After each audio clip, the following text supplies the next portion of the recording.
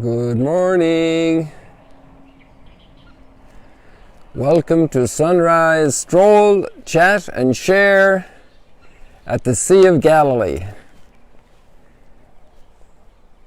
The sun is just a little ahead of the game here this morning, but we'll catch up now.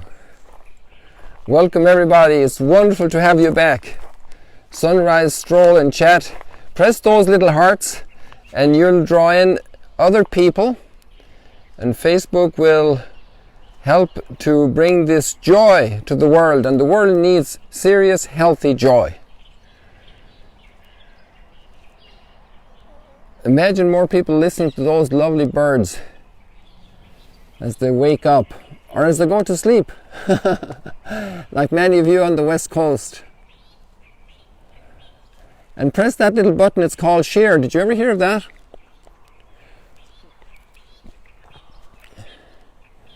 Yesterday, so many people shared. It was so wonderful. The numbers were crazy. And this gives joy because, well, there are many reasons it gives joy. But it helps us to build community. And that's beautiful. And it's community around something very wholesome, around nature. The gift of nature every morning. What a beautiful gift. To wake up, to be able to see, to be able to hear. You know, sometimes you have one kind of a telephone and you can't connect to a different brand. You just don't connect because that way they sell only their products. But our ear can hear all the birds. And they're all different. And our eyes can see them sometimes if we're looking. And together we can see and hear them. We have a light and sound show. This is it. This is the joy. Let me put this over here. I'm going to open our famous little chain again. I have to get close here. And you can see the sun through the leaves of this old tree, eucalyptus tree.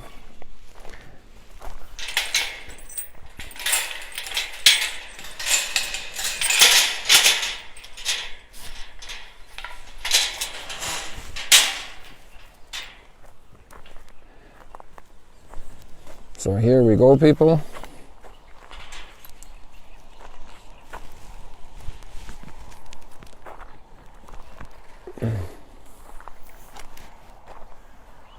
Sorry about that, I hope you didn't fall over. I actually didn't even see how much movement you got. But here we are at our lovely spot.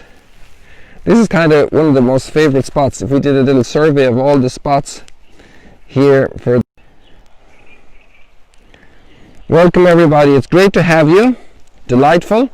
Thank you all yesterday for joining for the eclipse that we actually didn't see, although somebody told me later that fuzziness around the sun was what you could see in a partial solar eclipse. So that was quite interesting, and I'm amazed at how many people tuned in. I'm not sure if it had to do with the time of day. You can send in your thoughts about that, because maybe it's a time of day question as well, that this time, obviously we can't ask the sun to rise at another time because it just doesn't do that for us. You know, we're not in charge of the time of the rising of the sun. So I don't think we're going to change this time, but the idea of doing a different time, doing something. I had a crazy idea, and somebody actually suggested that before, so it's not my idea, and I would give them 100% credit, to do something with the moon. Now the only thing is, at night time it's dark, so you miss all that detail. And you can't really, you know, but there's something very special about the moon. I'm really thinking of doing this. The next time we have a full moon, you can remind me when it's coming, and maybe we can do something with the moon. And also we need inspiration for this coming weekend because there's going to be a change of circumstances. And I won't tell you the whole story yet, just to keep you a little bit on edge. but I'm trying to wonder what's going to happen. But I'm sure there's a good providence involved, and lots of good things are going to happen. So here we are at the Sea of Galilee. Good morning, everybody. Welcome to Sunrise Stroll and Chat. And we have lots of our wonderful, faithful visitors, and we have lots of new ones. And that's beautiful. So we just want to take it in, take in this beautiful nature. Look at the way this tree is sprouting little branches here. These are kind of new. They're coming out of the trunk. These are different sprouts now. I'm not sure if they're as welcome as the sprouts that come out of the trunk in the ground. Let me show you the difference here. You see over here, we have these ones. So these ones is like a new tree going to come out. I'm not sure if it would ever become a new tree. I guess if the others were cut away and you left the principal one, then you could have possibly a new tree here. The sprout, the Bible says the sprout from the stump of Jesse. It's a famous biblical image. There's a nice spot here. Let me sit you down here for a second. There we go. Although I think it's better to come over here a little bit. Now that's even better. So I don't want to block out that much of the light for you.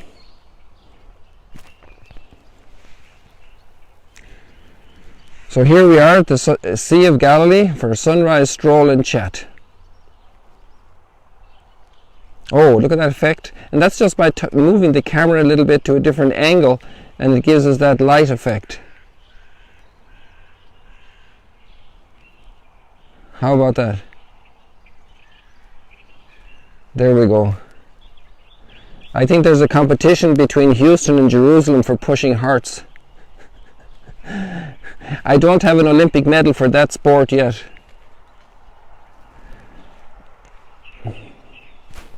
Some pretty nice boats parked here. The Sea of Galilee was covered with boats yesterday. Or on Saturday especially. Because Saturday is their big day off here, the big Shabbat, So we're delving into history today, real ancient history, and some names you could get confused because there's a lot of background. And it's very interesting, there are two major movements in this first reading from the second book of Kings. We're in chapter 17, and there are three different little snippets of it, all put together. You see, in the liturgy, you only have a certain amount of time, so you don't read everything 100% continuously. You take out the key pieces. That's the way the liturgy does it. And you have the key pieces, and they're knitted together so the story flows, and you kind of get the major facts. That even happens when you have your little children and you're telling them a story. You don't give them all the detail. They couldn't absorb it. A little bit like the Last Supper line, for a lot of different emotional reasons. Jesus said, there are many other things I want to share with you, but I can't tell you now. So we'll do these points, right? That's kind of the spirit of the choice of readings in the liturgy. So in the second book of Kings, we have this famous name, Shalmaneser. And he's the king of Assyria. Now, Assyria is not the same today as Syria. It's two different locations, because Syria is really right across behind these Golan Hills here. And then Assyria is in Mesopotamia. But that was a people and a kingdom and a culture that lasted basically with power brokers for about 2,000 years. And that's a long span of time, people. That's since the time of Jesus. Like one major kingdom. And this guy, Shalmaneser, is actually the fifth with that name in their dynasties. And if you Google up a little bit about them, it's interesting because you become familiar with the biblical history and the context. And And nothing much has changed, people. It's major kingdoms in Mesopotamia, in Egypt, in Europe, and now worldwide, you know,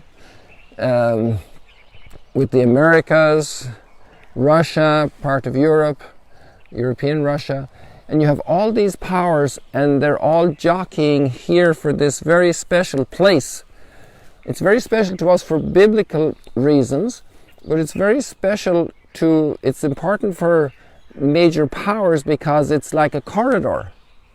And the person that's in charge of the corridor is the person that, you know, is the gatekeeper, controls the passageways. And that's why this place was so coveted, because it's a natural bridge between Africa, Asia, and Europe. If you don't believe me, if you think that's a big mouthful, then take out your atlas after we do the stroll and chat and check out the area. And in fact, there's a famous artistic map depicting that idea. And imagine 3 big leaves of it, tree leaves, you know, 3 big leaves of any tree, you know, let's say an orange tree or any tree. And you put the 3 stems together and you spread the 3 leaves out so they're covering like within a whole big circle. And at the very center, you see this map of Jerusalem in the very center, and you see the 3 leaves. And one of them is Europe, and one is Asia, and one is Africa. And they actually all do come together here. And not just, you know, it's physical, it's continental, it's also botanical. I have very good friends in Jerusalem, a couple from the United States, and he showed me once how botanically you have so many different botanic regions merging between Jerusalem and Jericho. You can find Saharan plants in that region. You can find savanna in the Jordan Valley. You can find Syrian steppe, like Asian plants. You have them all. I think there was like 5 different regions. Our Mediterranean rim plants, the rim of the Mediterranean. So you have all these areas like superimposed botanically, and they all intersect here. So there's a lot of crossover here. Even the good birds, you know, they migrate from Asia and Europe through the Jordan Valley into Africa. So the birds also use this as a corridor. And that's a basic, just natural fact. And I think personally that has a real major role in why the mystery of salvation unfolded here. Because of the encounter of so many different peoples. And obviously when people encounter, you can either have friendship and a hug and an embrace, or you can have conflict and hostilities. And that's, let's say, been the human underlying history of the region. And in that whole process, God was not absent. God was very close. There's a lot of action happening down here in the water, but I'm not sure if we'll see what's under the water, but we might see what's over the water. Just watch here, there's like lots of circles happening. So I think there were some big fish down there. I haven't seen the catfish or heard them for quite a while. But down here there was a lot of circling going on just right now. It caught my eye, but obviously circles don't last too long. We catch this little bird here. Come on, little bird. Okay, that was one of our cranes. They look very grey and dull from one side, but when the sun is on their wings, they look very white.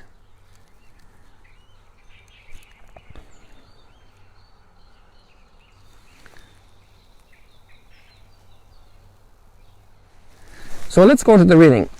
Shalmaneser, king of Assyria,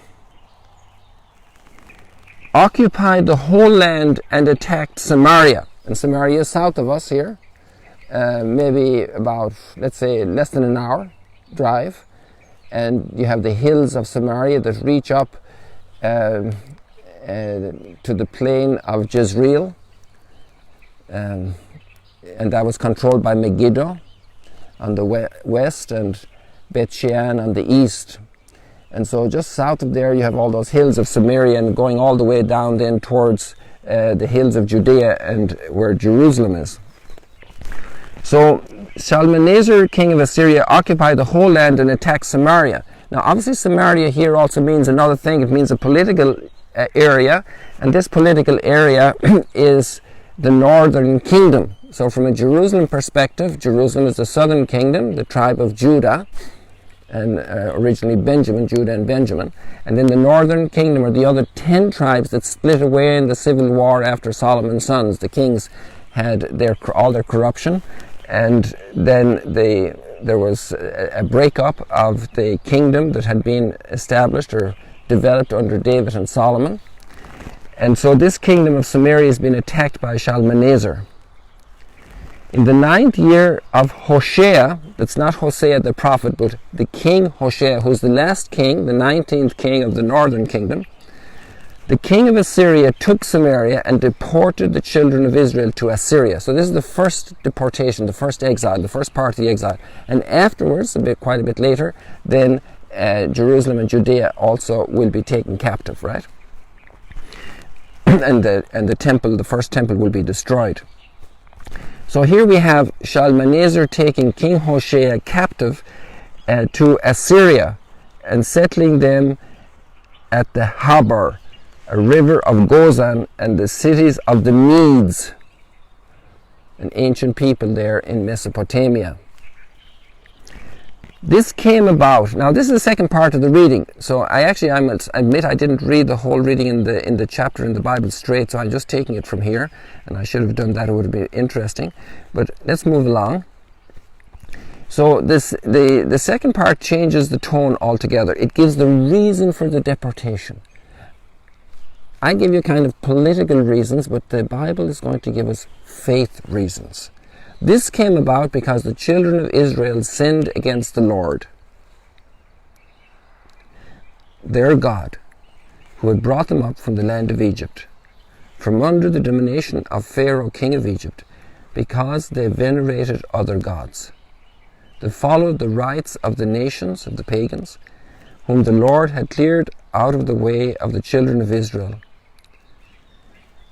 They follow the rights of the nations and the kings of Israel whom they set up.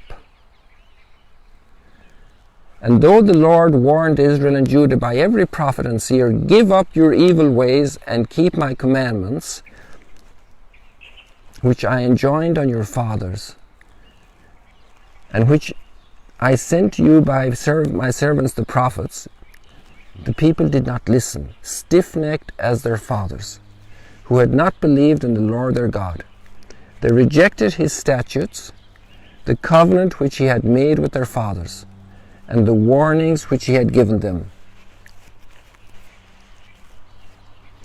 So they were taken captive. Only the tribe of Judah was left. That's quite a summary line then for that period. Only the tribe of Judah was left, but they will also fall into captivity.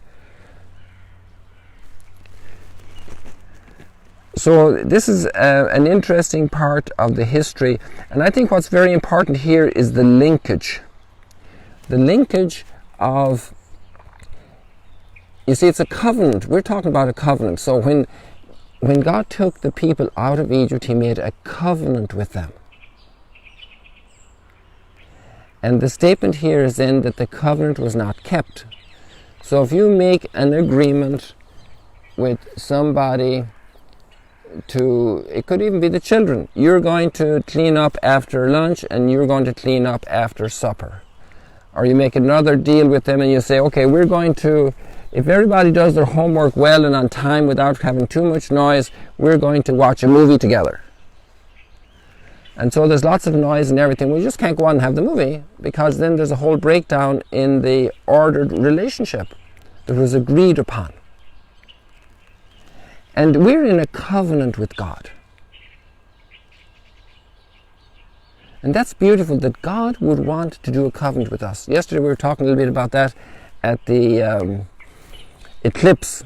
You know, how the universe is so immense and how the Creator wanted this for me and gave me this gift, invited me into friendship, invited us, our family, our people, into friendship with Him, into this covenant. And that's the covenant already through the gift of nature and creation. And this covenant then comes to a whole other personal level, really personal, between God and the people of Israel, taking them out of slavery. And this covenant, for all of us here who are participating who might be Christians, this covenant then reaches another climax through the person of Christ. The eternal Word made flesh. He himself is the covenant, and the blood of the new covenant that he spills between us, for the church, for the purification of the church, to reconcile humanity with God.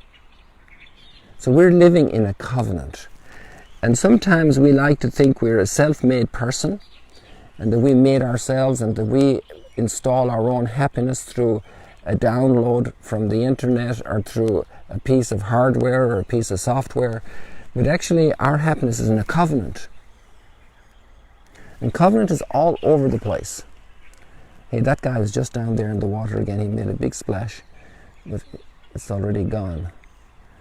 And my camera doesn't see under the water, especially at this angle with this light. So you know what happened. You trust me.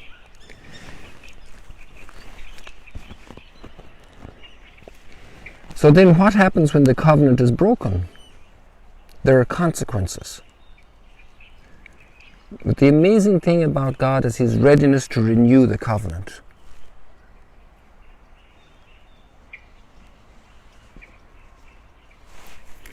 Now, what happens with, let's go walking a little bit. You want to walk? Let's go for a little walk. So what happens when you'd say to the children, okay, the homework wasn't done, there was a lot of hassle, a lot of unpleasant moments between you siblings this evening. So about this movie, I'm not sure that we can do it. And what do the children go? No, this one time, Mommy, this one time, I got to see that movie. We said we were going to see the movie. And then there's this whole tantrum and rebellion. You know, we call this childish behavior, right? Well, it's amazing because how many parents learn about life through the behavior of their children? And we actually learn about life through everything. We really do. Everything is connected. You know? It's marvelous to see this big pro football player become successful businessman. And there he's sitting down on the carpet playing with the 3-year-old little boy, his son, and throwing a ball around, and he's playing just like a little boy. And he's reliving life from the perspective of about 2.5 feet over the ground level instead of 6 feet 7 inches, looking down on the world. And we look at these little experiences of family, and you know what? They teach us an awful lot about ourselves and our relationship with God. They're like a mirror. And we kick our tantrums and we renew our promises and we say we'll never do it again. And a lot of the language of the Bible is, you know, in order to talk to these people, God is using this experience and having everybody, you know, experiencing, then they have this interpretation that God is like a parent that's angry and bitter. Well, the child thinks bitter and angry, but actually the parent is doing pedagogical work, trying to help these children to grow up, to recognize responsibility, to be a true person, to take on responsibility and fulfill it. And you know, God is taking us to be his partner in covenant and helping us to grow, to take on responsibility of relationship. Imagine to be a partner with God, the Creator. Just imagine like some big business shot comes in, you know, and he talks to your family and he says, I'd like to set up a partnership with you for your country. And we'll do some import and export, you know. It happens here an awful lot because of the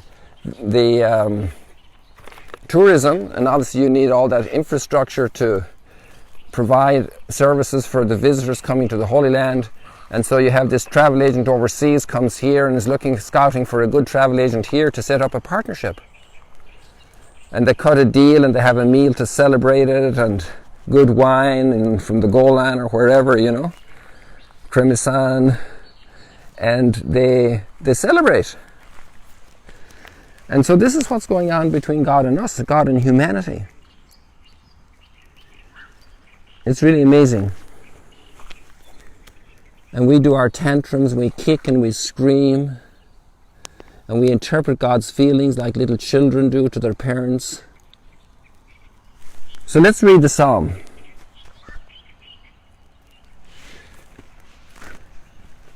And the response is, help us with your right hand, O Lord, and answer us. O God, you have rejected us and broken our defenses. Did he really? Who did the breaking? You have been angry with us. You have rocked the country and split it open. Repair the cracks in it, for it is tottering. You have made your people feel hardships. You have given us stupefying wine. Dumbed us down. So this is a huge question for us personally as we look at our culture, because we're part of our culture and we actually shape our culture. We can follow the diet of real life, or we can indulge, and then we have problems with our heart, with our lungs, with all kinds of realities. We carry the consequences of our behavior, and especially in a covenant, in a relationship. And so we tend to blame the other person for breakdowns, but maybe a lot of it is really on our watch, under our watch, our responsibility to become responsible people, to be able to respond, capable of giving a response. That's responsible. And responsible for what? For lots of wonderful things. People, the time is flying, and so we have to deal with that fact. I have to be responsible. The gospel is very interesting. We're going to catch up with that at Mass. Matthew chapter 7, the first 5 verses, do not judge. So one thing is to be doing our conscience examination. Another thing is to think we can do the conscience examination of our neighbor, of our spouse, of our child, of our parent, of our sibling. Stop judging that you may not be judged. So these two things go together, people. God bless you. It was a delight having you. What a beautiful morning. Be blessed in your homes and your families. Thank you for joining us. God bless you. See you later, alligators.